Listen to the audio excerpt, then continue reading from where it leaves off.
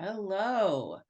I am excited to bring you the marathon plan for the LA Marathon for this year, for 2024.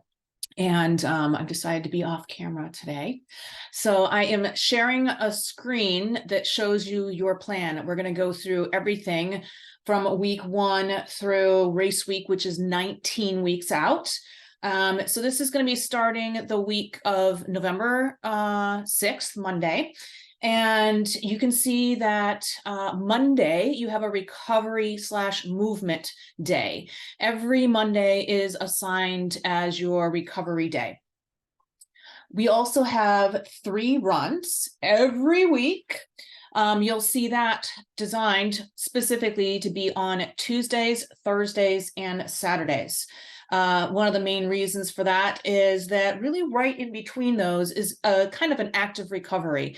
We've got, in this case of week 1, you've got a 50-minute endurance ride that can be done indoors. It could be done as a commute, but it should be very easy.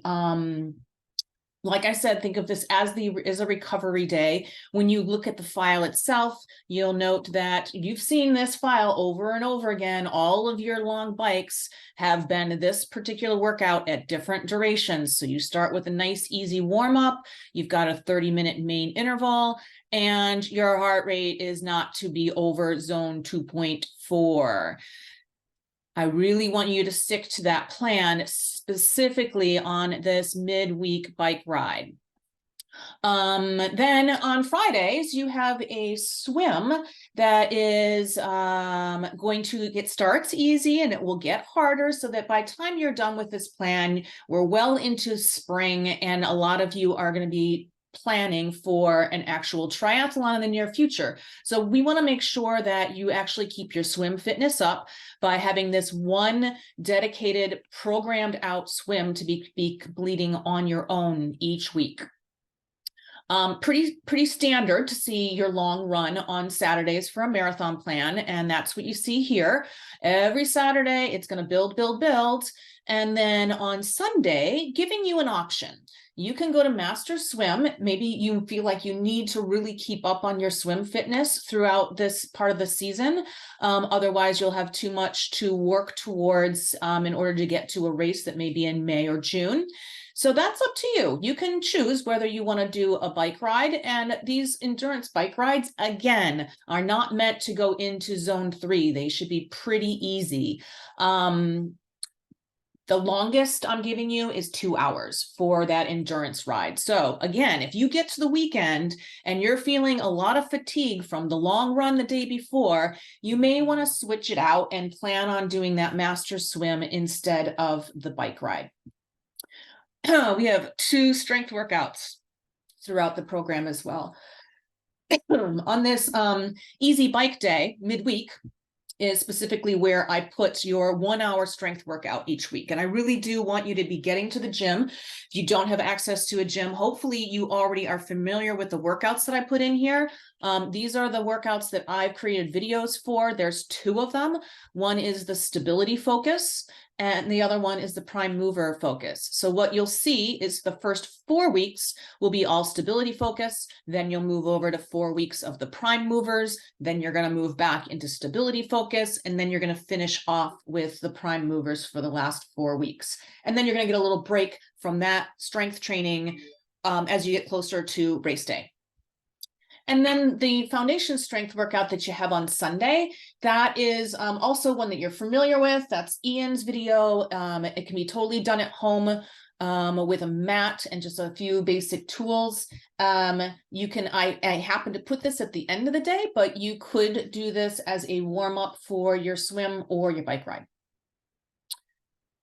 So breaking this down into week by week, your first 4 weeks, scrolling through slowly so you can look at each one, is building, building. You don't have a deload week until the 4th week. So on this 4th week, you'll see that it's no longer an endurance bike ride. It's a recovery bike ride. That's just an easy spin out. The swims are still pretty easy, and we've gone down to 1 hour 20 for your long run. These endurance runs, especially the first 4 weeks, should be very aerobic, no higher than middle of zone 2. So week 1, you start off with 3 hours and 10 minutes total running. And if that is a plan that sounds like more than what you can chew right now, maybe you haven't been running that much, I want you to turn these into walk runs. And that can be based on however you're feeling. It could be 5 minutes easy run down to a 1 minute walk. You can vary it kind of like you would a fartlek workout. So throw in those runs as you, the walks as you see fit to get recovery. If you're looking at paying attention to your heart rate and you see it starting to get beyond 2.5, that means you either need to slow down or walk, specifically for these first 4 weeks, just to build up that endurance, that base. Nothing hard at all in these first 4 weeks. There is also week 2. I'm going to go back a second. You've got week 1. Week 2, there's a benchmark run. This is going to help us, tune up your heart rate zones and see if we need to make any changes there. And then you're going to do that benchmark again towards race day, very close to race day. So I've taken you through week 1 through 4. And then the Tuesday run, the run that's earlier in your week, is going to become an interval-based run. And those intervals are going to change throughout the plan or have different areas of focus. So for these first 2 weeks, you're going to see a build.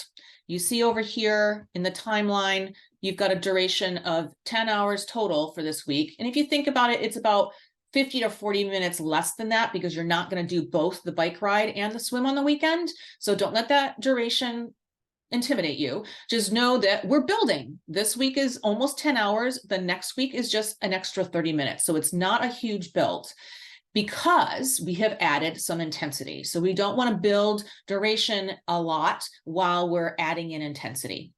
So you've got these 2 weeks that we're building, and then you're going to see this pattern over and over again throughout the program. 2 weeks build, 1 week of deload. So this deload week, you're going to see, we still got a little bit of distance here on our endurance runs, but now we've got a recovery spin in on Wednesday. If you're really feeling like you need an extra break for the legs, turn this strength workout into an upper body focus instead of a lower body. Then you've still got your swim on Friday, you still got your run on Saturday, but it's less significantly than the week before. So that is what a typical deload week is going to be. And I want you to take these deload weeks really seriously. This isn't a day. Wednesday is not a day to decide to go take a spin class. You're going to do an easy ride in the neighborhood or on your trainer. And then again, on the weekend, you don't have an endurance ride. You have an easy ride, want to flush out those legs, or go to Master's Swim. So after this deload week, we change the focus again on, oops, there's not supposed to be 2. I'm going to delete that one. Not supposed to have 2 runs. All right, so we've got this progressive tempo run. You're going to see this throughout the plan. So I'm going to pop it open so you can look at it. For the duration of 9 minutes, you're going to start off in zone 3 to 4.5. Then you've got 9 minutes going up to zone 4 to 4.5. These are going to start feeling hard. Then you've got your last 9 minutes, zone 5 to 5.5. Some of you may not get up to this zone, and that's okay. The idea is to know that it's a progressive overload. You're meant to go faster and a little bit harder each of these 9 minutes. The following week, it's a little bit of a longer run because your duration is now 11 minutes instead of 9. So that's what that progressive tempo run looks like. You may not have seen that before. So again, we have 2 weeks of building. Your runs are starting to get pretty long here, 2 hours and 45. And we've got an endurance ride on Sunday or a swim. Next week, it's a 3-hour run. That's not supposed to be there either. Gosh, I have some cleaning up to do. See, this is helpful to lay it out on somebody's calendar. When I create the templates, it's not this clean and easy for me to review. So I'm glad I did this. All right, now we've got another deload week.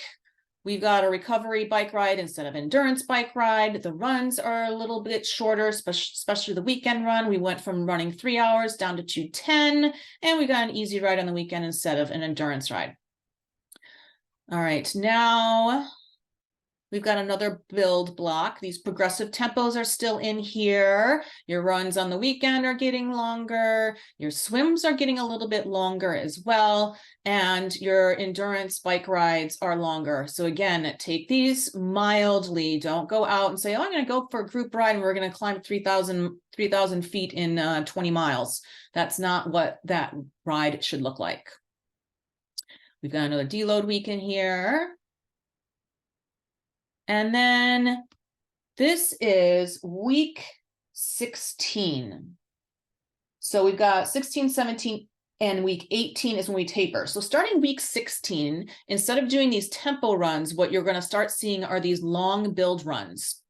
A long build run is going to start as kind of a mid-distance run, and it's going to become your long run eventually.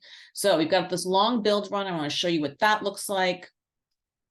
You start off with a pretty long duration in an easy zone 1.5 to 2.2. So that's a good 50 minutes of your run, half of your run. And then you're going to start picking up the pace.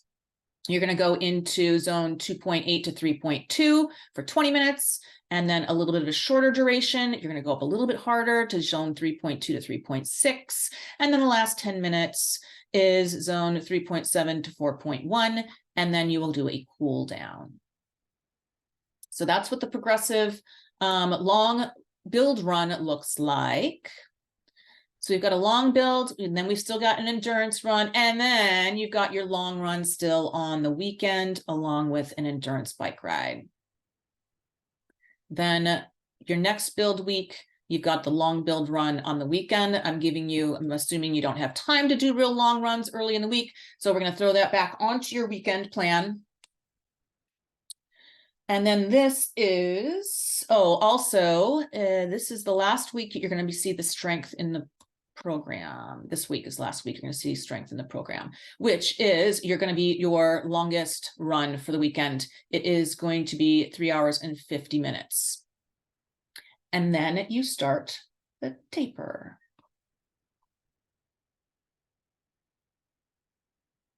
You still have a little bit of a long run. It's still got to build into it. Actually, this is your last week of build, and then you go into taper. So this is your last hard, consider it your hardest training, and then it's time to back off. When we back off, we're going to do the benchmark run here. So make sure you're feeling nice and recovered going into this run. You've still got your swim and your last long-ish run before race week. Race week, everything's nice and chill. We still added in a little bit of a swim here for recovery bike ride, and a little fartlek run. And then the day before the race, you know, you're going to have to do your packet pickup, but you're going to want to stay off your feet as much as possible on that day. I said I took out the strength, but I've kept the foundational strength, the mat work, getting those glutes activated, those hips activated. Why is it in there twice? Anyway, I will clean that up. So anything else I want to add? I showed you what the build weeks look like. And again, take these deload weeks really seriously. I know that there's no notation that it's a deload week, but you should be able to see just from the volume as it goes down over in duration in this corner. You've got, where's the last deload? Yeah, this was a deload week. So you'll see compared to the week prior that your duration goes down quite substantially. So then you know you're on a deload week. You're going to see more of the recovery type bike rides in, as opposed to an endurance ride. So that helps you clue into what you should be focusing in on. And of course, on those deload weeks, that's also time to just kind of reassess if any of the workouts feel like they're too long in duration, then dial it back based on how your body is feeling. So I will have this video embedded on week 1, day 1, so that you can review it at your convenience. And now I need to figure out how to stop it.